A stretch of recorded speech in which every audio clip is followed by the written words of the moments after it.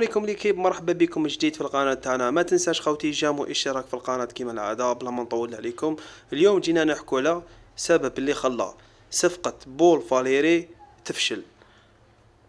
كيما حكيت لكم في الفيديو السابق خوتي، ماشي رسمية وقادر في اي لحظة تتبدل المعطيات. المهم خوتي، المهاجم بول فاليري اتفق مع اتحاد العاصمة على كل شيء، صافي دير خوتي تفاهموا على كل شيء في التعاقد. من بعد واش صرا؟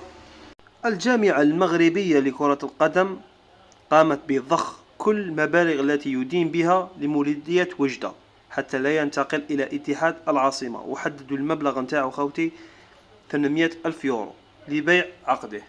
هذه واش صرا في الحكاية. وكي تحب الأندية الجزائرية استخدام لاعب من بطولة تونسية ولا المغربية، تقوم هذه الأندية بتصعيب الأمور وطلب أمور طائلة من أجل تسريح لاعبيها.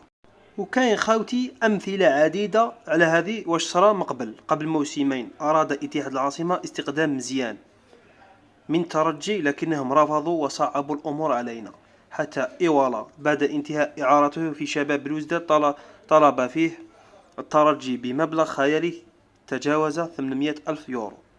احنا نسهلوا لهم خوتي وهما يصعبونا. علاش ما نعاملوهمش بالمثل كيما يعاملونا؟ نعاملوهم، هذا هو الحل خوتي. لازم الفرق تاعنا دير شويه نيف، الدفاع عن مصالحها. رؤساء الأندية الجزائرية يقومون بتسهيلات كبيرة للفرق المغربية والتونسية، قلناها مقبل، من أجل انتقال لاعبي البطولة الوطنية إليها، ويصعبون الأمور على الفرق من نفس بلدهم. تبقى حير، إلى متى تبقى الفيدرالية والأندية الجزائرية تسهل انتقال لاعبين دوري إلى هذه الدول؟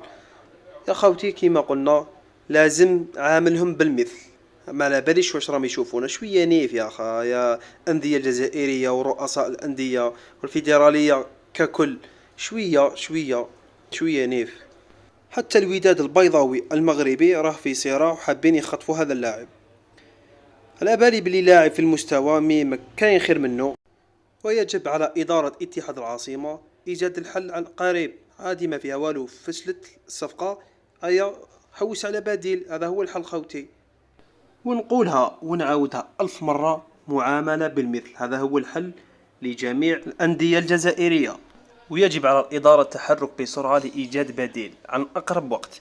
المهم خوتي، لحقنا لنهاية الفيديو. ما تنساش اشتراك، نذكركم وجام باش دعمونا خوتي، وراح نشوفوا كل حصري وكل جديد إن شاء الله في القناة تاعنا. والسلام عليكم خوتي.